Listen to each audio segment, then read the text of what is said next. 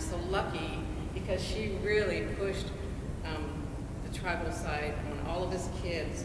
My father's Mexican, that's why my last name's Trevino, and he didn't share anything about his side because down in Texas where he was from, they were treated like the black people. They had to drink from separate fountains and everything. But my mom, she always carried herself really proud, and she loved being Colville. And she has a lot of people here that she loves deeply. And so I'm the same way. I love being Colville, and I love knowing my relatives. And so I think if we get people, especially pay them a day's wage and have them hold the signs and wave at people, that will just bring people together. That's like, I know him or her. I'm gonna go see what's going on.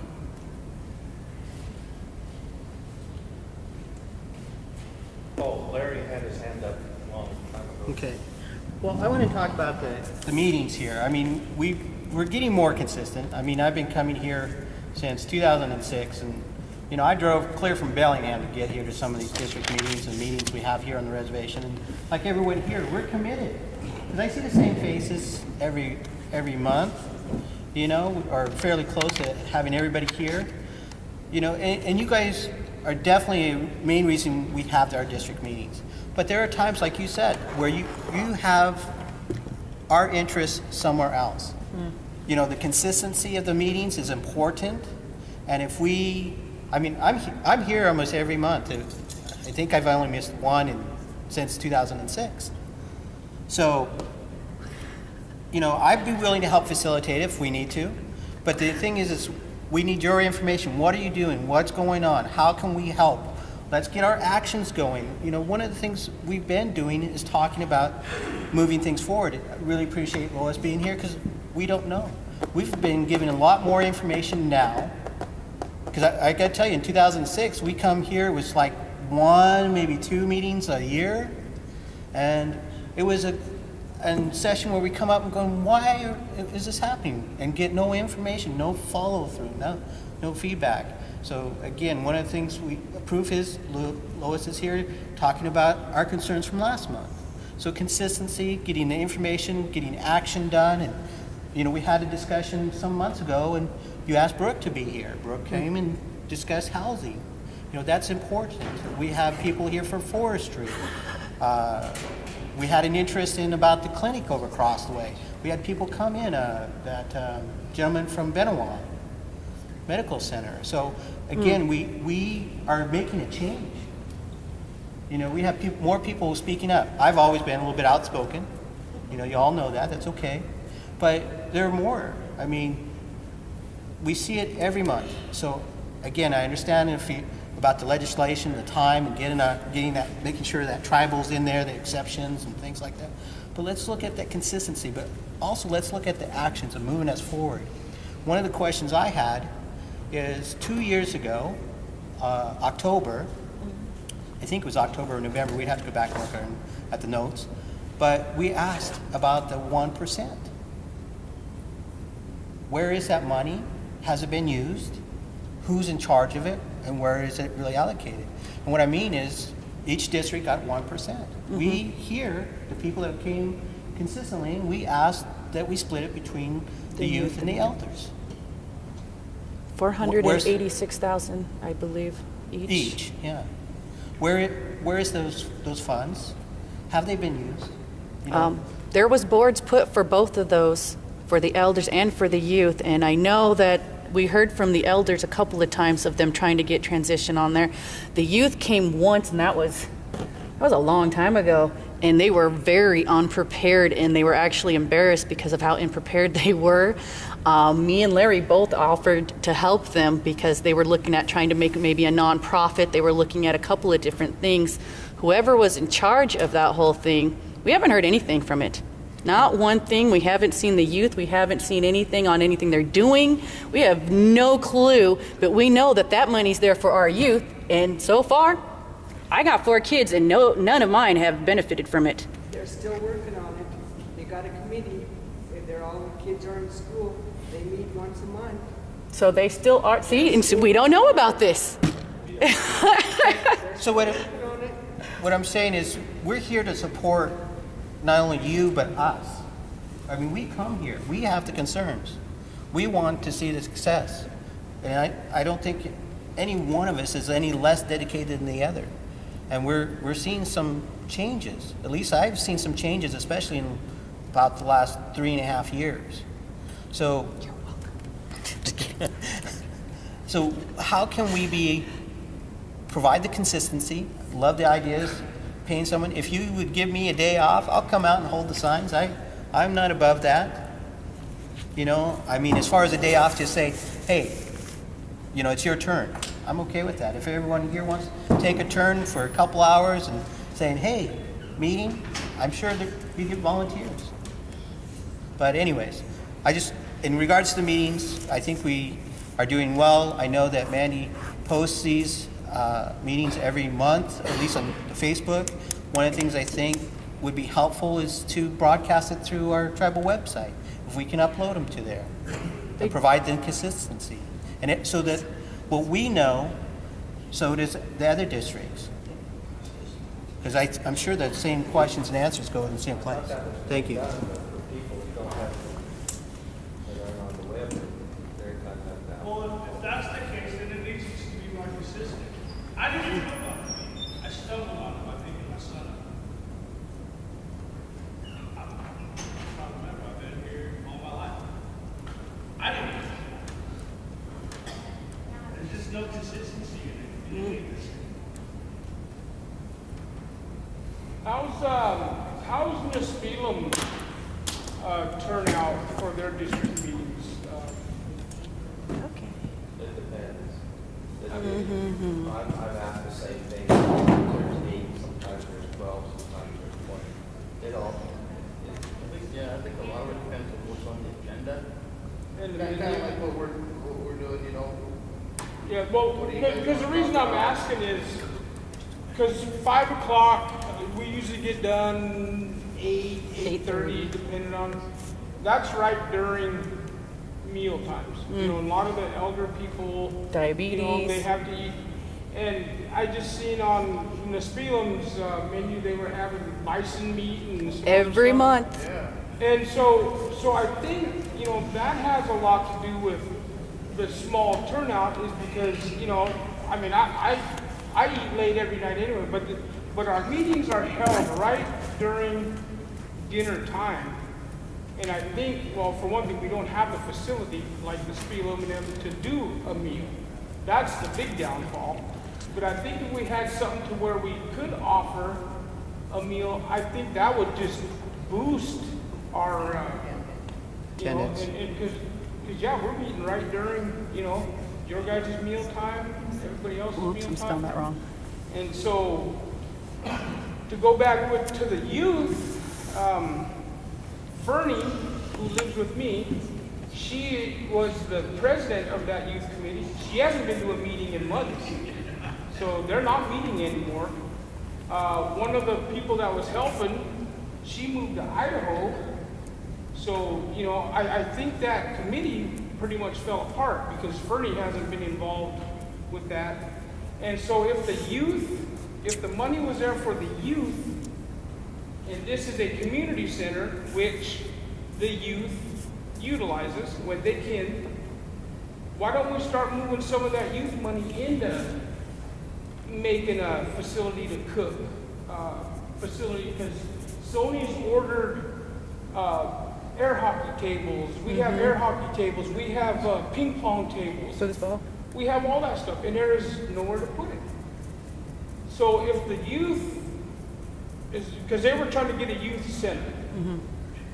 And I think that's pretty much, I mean, you can't get a youth center for 400 and some thousand. I mean, that just takes care of the paperwork.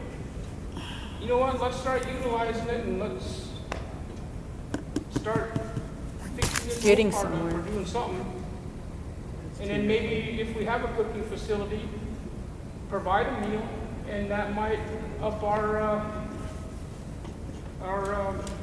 participation. Who decided to split that money between the elders and the youth? It was The elders. It was voted on to give to the elders. The elders come back and said, you know what, we want to give half of it to the youth. That's how that was decided. It all went to the elders. The elders. Yep. Yeah, there's about 40-some people that were here. Yeah, it was 40-some people were here. And we had advertised it for 3 months that we were going to be voting on that here. You know, that was done before we got on. Yeah, that was the previous council. Okay, did Betty, did you have your hand up or what? I'd like to thank Jolly for coming over, but, you know, I asked for that last time. But, you know, the question on is, you know, about you guys get elected for council, you know, not saying any individual, but a lot of promises are made when you're running for council, so we vote you in on that. And then when you get in there, you know, it changes. It's just like, you know, that rest of that $10,000 we were supposed to get. There was a couple councilmen that ran on that saying they were going to fight for it. They got in there and they just went with the flow.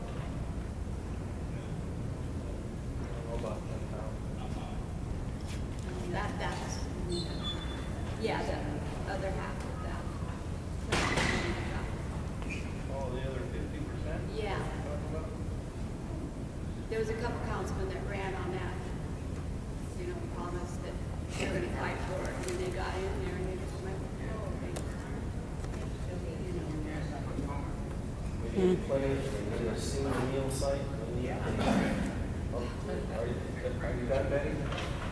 yes, I'm done. Okay. So when it comes to the idea of having someone hold out a sign or whatever, that's an idea. I wouldn't go with it just because I wouldn't want to stand out in the cold, the rain, the heat, or anything else, unpaid as a volunteer or whatever. Even if I got a little bit of pay, I don't think it would be too much worth it. But one of the things that, like with people who live in our housing, an easy way to do that is just to make up a couple of big signs and put them on those stop signs out there on the housing. And that's what I did with a couple of different things, and that's how people knew about stuff that was happening. There was also at one point about 2 years ago, I don't know who the person was, but they went around to each house in the housing and tagged the doors with the letter that they wanted for the people to know about from housing. And I thought, well, how come we can't do that every time? You know, how come only that one time? There's other things that you could be doing to make sure that the people get here. The dinner, I did the dinners. I even brought fish, smoked salmon, fish jerky. We did pizza. He paid for pizza, and that's the one time that we ended up with that small little group of people, and he spent, I don't know, what'd you buy, 5, 6 pizzas? Yeah, nobody showed up. I don't think it's so much the food, but when I first started bringing food, the reason was it's because I heard elders saying, I'm hungry, I'm thirsty, I'm diabetic, and they would leave. And so they didn't get to say whatever they what came there for. They didn't get to hear what was happening. That was it. They would leave. And that happened month after month after month until I finally was like, okay, I'm done with that. And as you can see now, we had to bring our own drinks. We had to bring our own water. You brought your own water. If all the other districts can find money to have food, it doesn't have to be a hot meal to be a meal. So you don't have to go out of your way and cook it, but you should still be bringing something. Last month, all I brought was donuts. Something, any little gesture. You could even ask some of us to, hey, if you bring the water and the drinks, we'll bring the food, or, you know, organize something. Don't give excuses, because that's just not working anymore. I'm done. It's been this way from the last council to now. We still don't have food here. We're still waiting for certain things. People still have no idea because there's no consistency on these meetings. So, a little bit of excuses. I didn't say you. I didn't name specifics, now did I?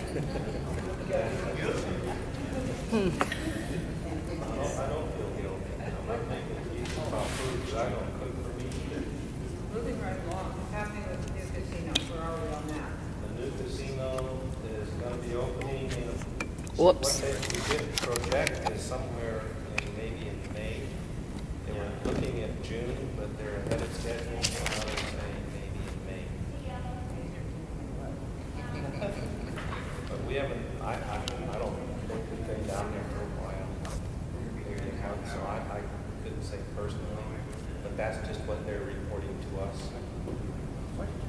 Yeah, Jeff Miller was just in here earlier this week, and that's what he said, that he has to really step up, because he's gonna be doing a job fair here, and he has to get people trained and hired and stuff, because, yeah, they pushed him up a month. He's like, man, they're projecting that we're gonna be a month ahead, so now I'm scrambling around. You just come in and schedule the job fair. When is that? When is that, Shirley? Next Thursday, I just posted it on the window.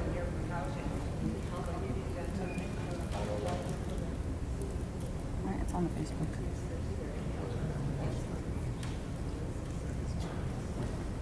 Let me, we have one more, and then Brooke, was you gonna present anything, you just here to? keep He's track gonna of get up this? there and get questions. Yeah, okay. Just here to cause trouble. Get up there. Yeah, he brought candy, not sure. Oh, jump him.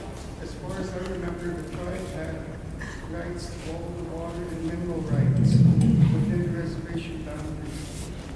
How come the city has pumps inside the reservation boundaries? Each city does, and the tribal members have to pay for that water. And like I said, the tribe has the mineral rights. Does the city have to get more for them? They have a, yeah, they have to get permits for their water use. But after, what's that? Donna? Just wondering about that because, like I say, the pumps are within reservation boundaries, and you ask for the city for some help in certain areas within this town, and they say no. You're outside city limits. In other cases, you're inside the city limits. Like right now, we're outside the city limits.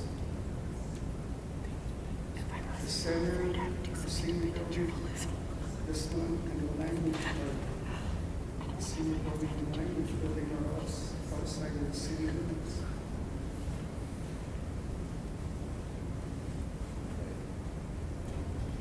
I don't know where you're going with that, so. Those that's not water. Yeah, well, the deal with the water is so long ago, I don't know, do you have any records of when that I originally don't have the happened? records, but that's what I'm gonna talk to Gary on Monday and, tell him, you know, how really concerned the community is and, see if I can get on that. And so by the next meeting, have an answer, have something about, you know, this is why, this is the history of it, this is where, what was happening, and this is where we are now. And, you know, from there, when we get all the information, then we can make a decision based on the information. Because right now it's so hodgepodge, we don't know. I don't know, I can't really say. I understand that resource belongs to the tribe, and that's my viewpoint, so I can, if you want, you know, well, I will, when I see Gary, I'll talk to him. If you would do that, and bring us a follow-up, we probably won't get the answers that we want to hear, but at least we'll know what the history is so that we'll know if we're going to fight, how we fight it. Right. Because whatever, because if we fight, it's going to cost money. And like on the Walton case, guys, remember the Boyd Walton case, Omak, the little creek, what we call No Name Creek, from the Mission down to the north end of the lake? Huh? Okay, but if you remember that, that cost well over $1 million to fight that, just for that little tiny piece. And that was a lot. Yeah, one person, right, one person. And we won part of it because he had a state permit and the federal court said that that held no force of law, he had to get a tribal permit. So we won a little bit. But that's how much it costs to get into a fight. So if you get into a fight where there's multiple parties, it's even going to go more. And so everything has to be thought out, and it has to be like a battle plan. What the resource is gonna take, how much is it gonna cost, do we have to go out and hire specialists? I mean, it's really an interesting battle, because I was involved with the wall.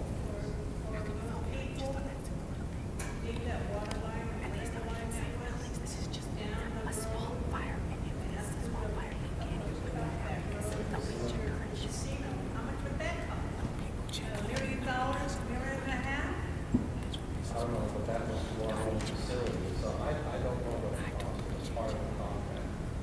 That went through the meeting. Well, it's coming out of the tribe. It's fun. You could look at it like that, but we didn't So that appropriate. raises the price for the casino. Again. Yeah, Price. well- Bigger price. What's the alternative? Where are you gonna get the water? Yes. Joe, we talked about that little piece of the creek costs money, right? Pardon? That piece of the creek costs Yeah, money, yeah. okay? It's ours, is it not? We paid for it. We got some of our land back. We're not gonna freaking put out the money to get our land back and what's ours back. What's the point in having a reservation if we can't get every piece of it back that was sold away? You know, I mean, it's getting smaller. It might have got bigger, but it's getting smaller. We're selling more out, trying to buy more. And what I'm getting at is it costs money for our stuff back. Why not fight for it rather than just lay down, roll over, let it go? You know, I mean, it's ours, it's pride. We take pride in our reservation. No, we're not. I do. I mean, I'm proud of it. I'm only 34 years old. I'm a single father living over here right now. I have all four of my kids. As long as you see the way people treat the land, they throw litter out, as they do all over the place. That's understandable. They don't, you know, they have their own different perspective on our land. That's telling people, that's telling me that they are not happy with who they are. No, but the other point I have is I have 4 kids that I'm raising on this reservation, and I want them to have every bit of it that I've had when I was a kid. I can run this reservation. Every mountain there is out there, and be gone all day, from morning to dark. You know, we're losing. We don't want to pay money for the pride. We're losing land. And everything else that comes with it. We're talking about more spending money. We're going to end up spending more money on that casino than we even know about. I've been there for 9 months, working on it, day in, day out. Taylor Woodstone is running the project. There's so much fly-by-night stuff going on in there. Like we hired, we did the subcontract for Van Deer. The bottom half of the floor, or the walls ain't even plumbed up. We can't even get the doors in for it. We're spending more money on just fixing fly-by-night contractors than what the damn thing is even really worth. We didn't spend the money to get the inspections done right. We have quality control that does not go on in that place. Floors are weak, concrete's cracking, framing is shoddy as hell. We're spending money on something that we want to have pride on, but yet we're not spending that extra money to make sure it's right. You're talking about spending the money thing.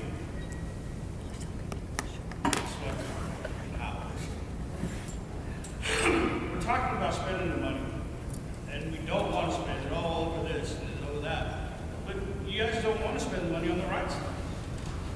You want to spend $47+ million on a casino, but you don't want to put their extra.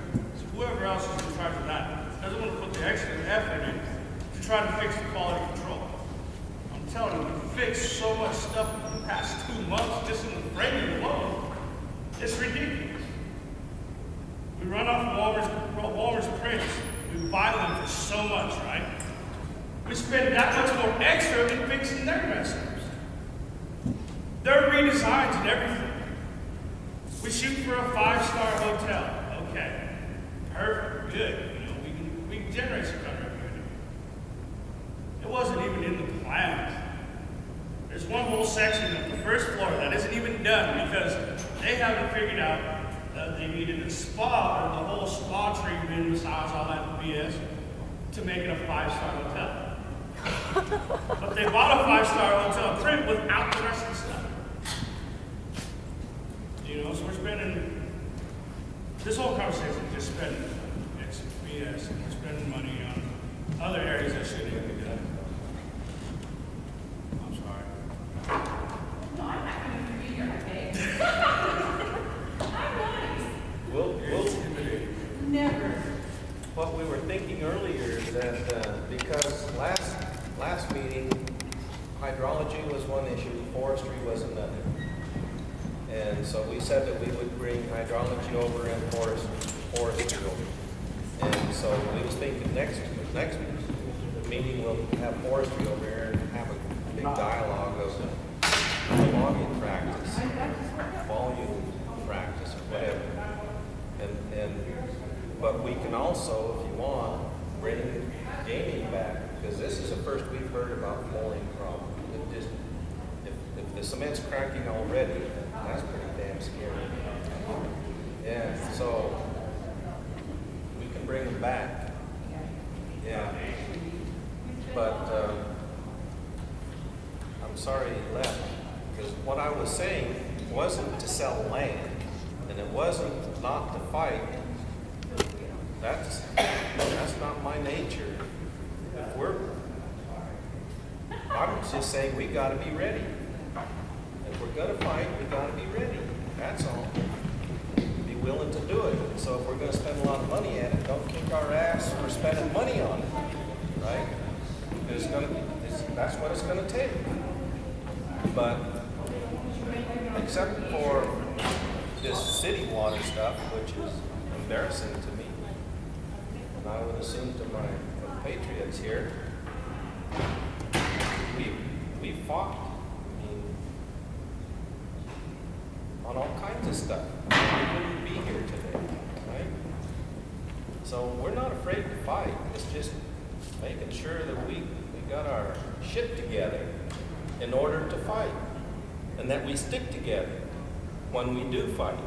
Because, you know, we were under President Bush. He, the last Bush, the smart one.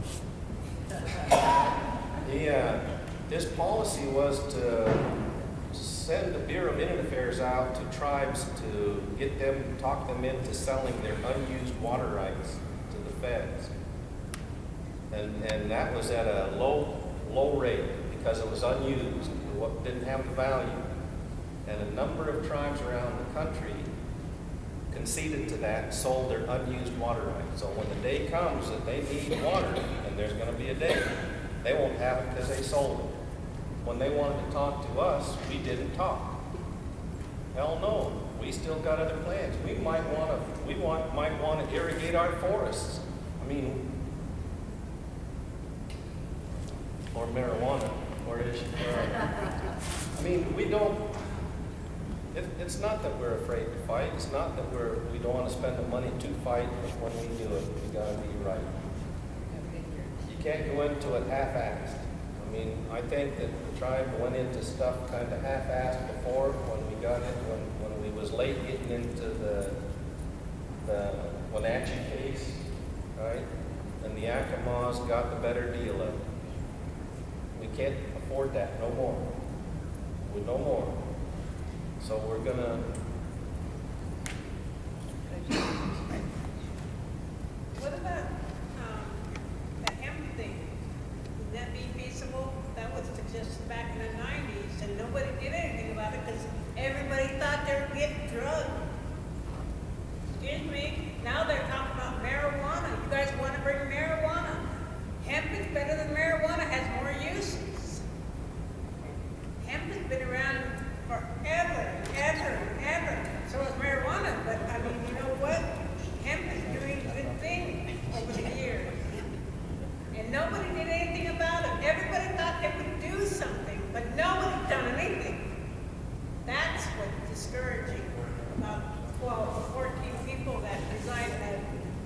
admin building.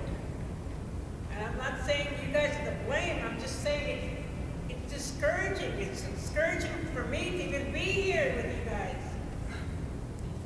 Because I don't get anything done. Nothing done.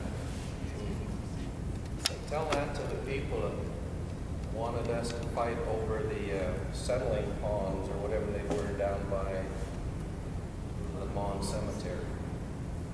We stopped that in the plant. We get stuff done. Maybe not as fast as you want, but when we found out about it, we got into it right away. Stopped the project. You know, Anyway, back to I think it's going to be something that you will have to look into. And I've heard of other people that have been working on the casino, that there are some things happening there with the construction part that need to be looked into. Who hired the construction crew, who gave the contracts out for these buildings, including the administration building, because I hear that they had to go because of interior work there. So whoever's hiring these big contractors to come in and put our new buildings together, and they're already crumbling, we have a problem. That's taking the money away from all of the people. All of the people. So if these things are showing up now, they're not finished, something needs to be done before we get a whole bunch of people in there and the whole thing goes like that. So I think that's something I would like to see looked into. These are the guys that are working there day after day, and they say something and nobody's listening. So they get frustrated, and they go pick up their hammers and they go back to work because they're getting paid to do a job, and they see things happening behind them. So that's pretty scary. well, it is. And I said that just shocks me when I hear that the cement's It's cracking. cracking up, but I've never met the man. I never heard him before. I never heard that before. Maybe that's why he came. Yeah, and I'm glad he did. I'm glad he did. And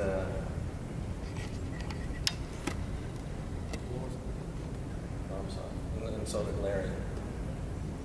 I just wanted to say, my father worked construction all his life, and when they were building the tribal credit building at the agency, he got hired on there. And he knew, he worked for so many years that he knew all the construction companies, and he knew the company that got that contract. And he said what was really bothering him was though he knew that company and the guy who owned that company, because there was nobody that really understood construction overseeing them. They were cutting corners to get the job done, and he was in there and he could see what they were doing. So he tried to bring that up, and then he got fired because he wasn't a tribal member. And so, but that has always been the problem, it seems, is that we don't have somebody who really, really knows construction and would work on the tribe's behalf to oversee these projects, because it is a universal problem. And like Amelia Marchand works for me, and she does the wastewater code, and she's working on the Eagle's Nest, and she's told me that there's a bunch of things that concern her out there. The septic systems are, like they have a house that could be made larger for, right now it can hold 5 people, and they could expand to another room, be 6 people. But their septic system is 500 gallons smaller than this house over here that's only made for 4 people. So why the difference? And then there's another houses over here that they have the box, and then they have, usually the pipes would just go straight out, but these pipes go out and do an elbow thing. And so both of those, both the box and the other thing they have to set in would have to be completely level. There could not be off at all. And the likelihood of that happening is probably pretty slim. Then you have the elbow in there, so it's going to clog. And you know, there's all these issues that come up with building, and why these builders come here and are able to do that is like my father saw years ago. We just don't have that educated person that really understands building and can catch that and say, no, you can't do that. And then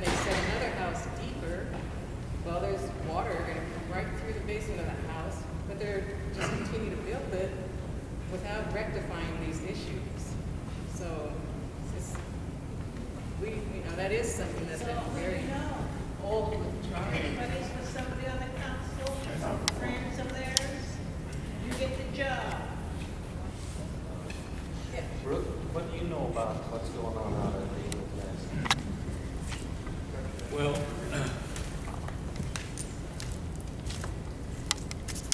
I'll answer that first point though. It's not who you know, because we have to bid those out publicly. And this contractor is out of Montana, and I don't think he is friends with any of these guys. So that wasn't the case in that situation. Can you use the mic, please? Yeah, I was kind of wondering that too about the same time. Can't speak is not that. Okay, Thank you. last time I was here, it was a number of months ago, Benny was still up here, and they gave me the mic, and I had to talk for 2 hours, so I'm not going to do that tonight.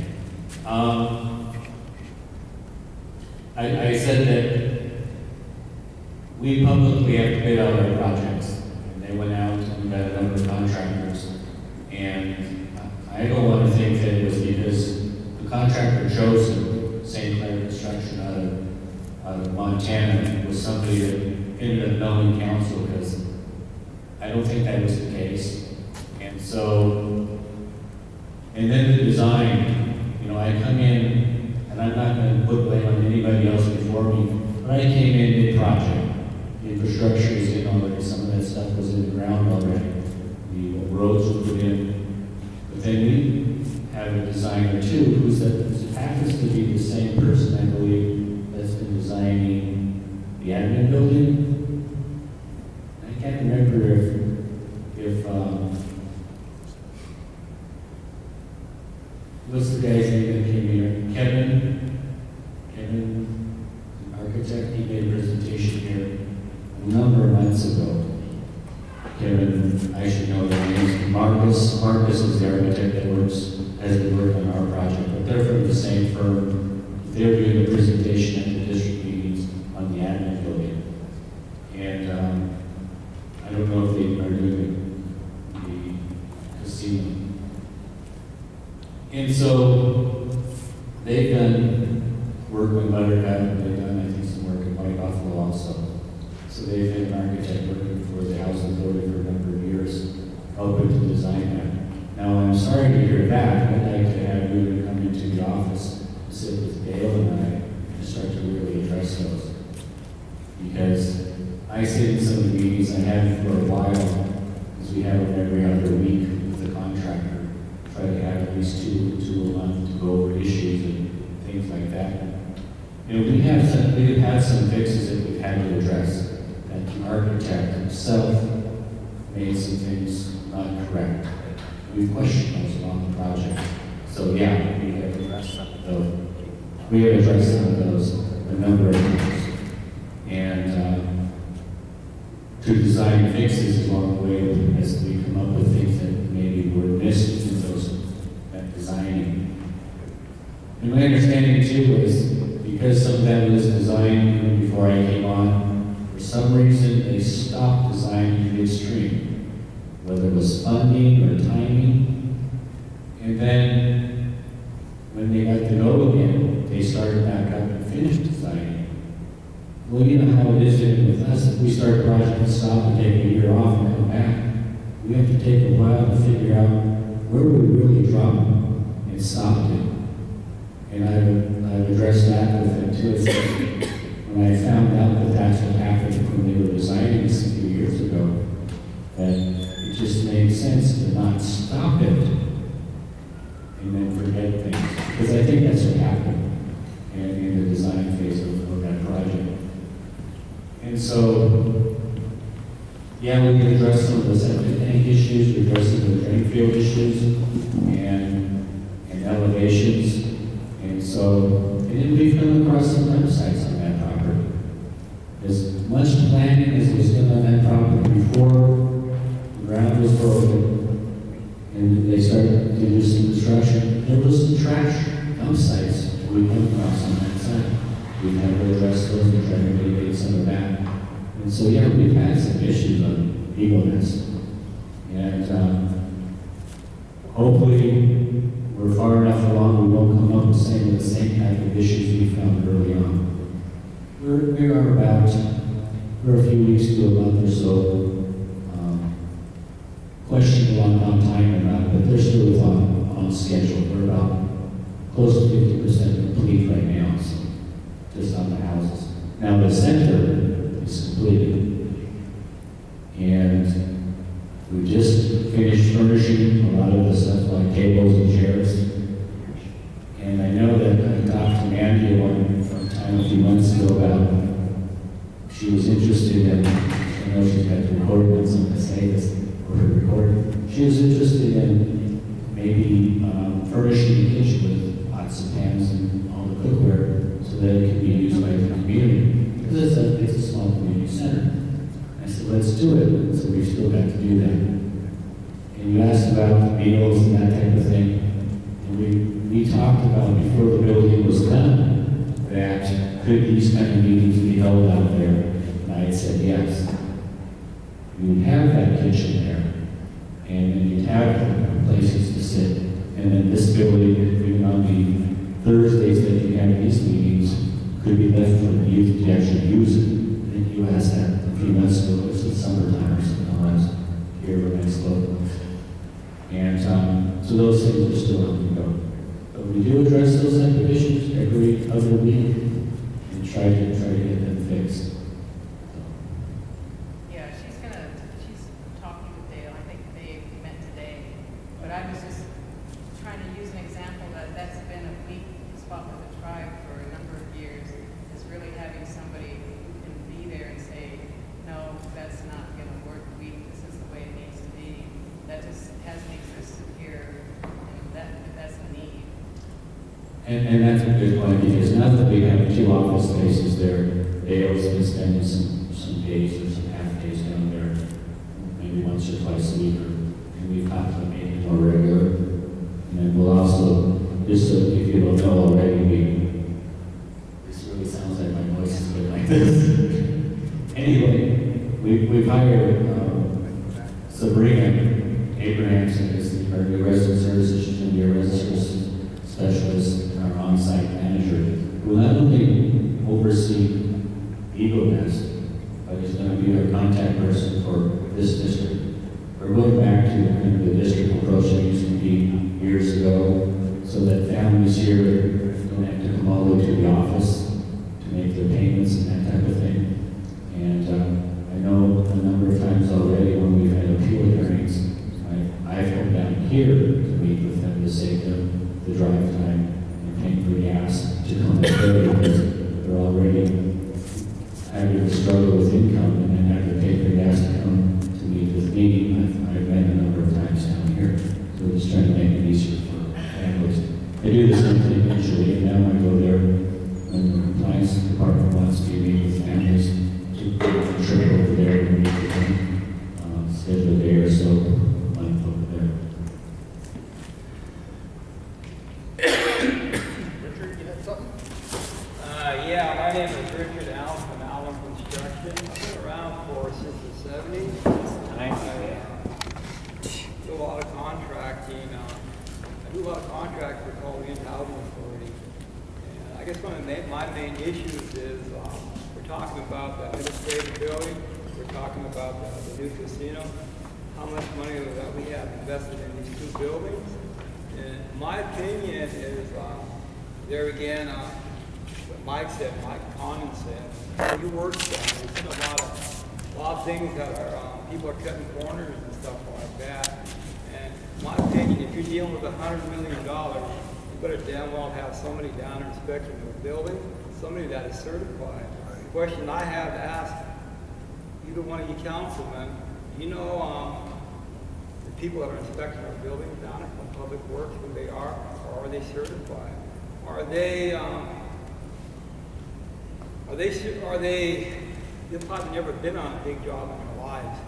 And where do they get their expertise when you're dealing with millions and millions of dollars? In my opinion, you should hire somebody that's been around that type of structure. Somebody that's going to go there and monitor that, monitored it, making sure everything is done right. Back in the 70s, when they started building mud houses, they were built so shabby, it's unreal. Why do I know that? Because I ripped a bunch of them apart, and I've reframed them. It is a nightmare out there, and there again, we let people take advantage of us. There again, they think we're stupid Indians, and it pisses me off. You know, I've been invited to go down there and look at the building, just invited to go and go look, and I'm just there to observe.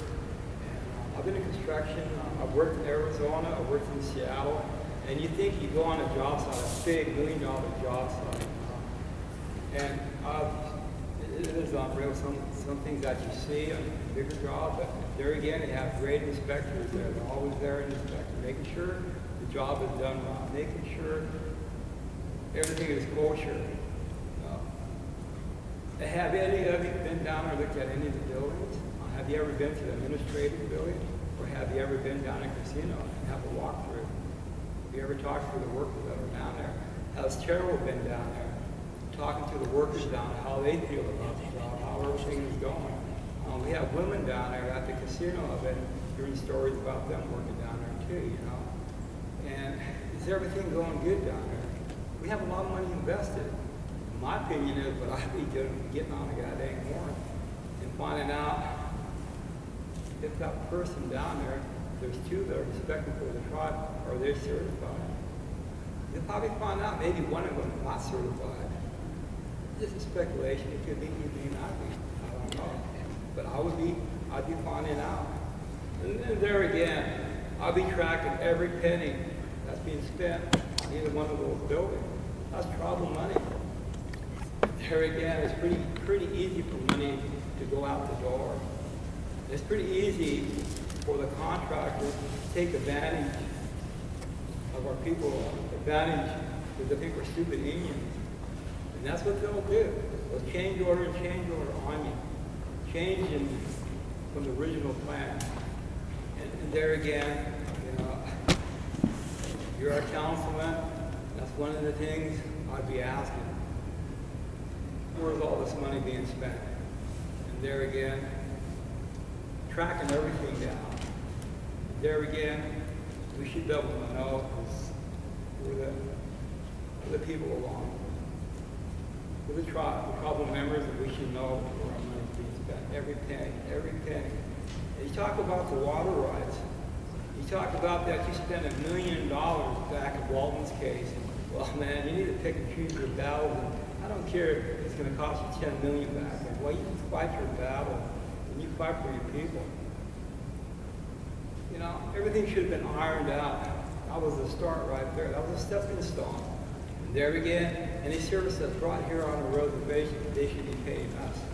We should be backtracking and finding out all these other people, white people that come on our reservation, take advantage of the Indian. It goes way back. I keep saying, you know, we knew what we had to do back in the 70s. Mel was there. We should have fought harder. Fight for our rights. Don't give it up. And you say now, it's going to take money to fight. Well, hell, I'm ready to fight, stand up for my rights. I'm ready to go up in the front lines. You know, pick my battle. I'm ready to fight for what we believe in. One man comes and keeps taking and taking. He never gives back. Talk about grabbers. I would never let that man come on our reservation to begin with. Because all he's in there for is to make money for himself. And that's all he's there for, is for himself. Why is he going to build a golf? He wants to build a golf course on a reservation. Is that true? No, on his Well, that's property. gonna be already bid.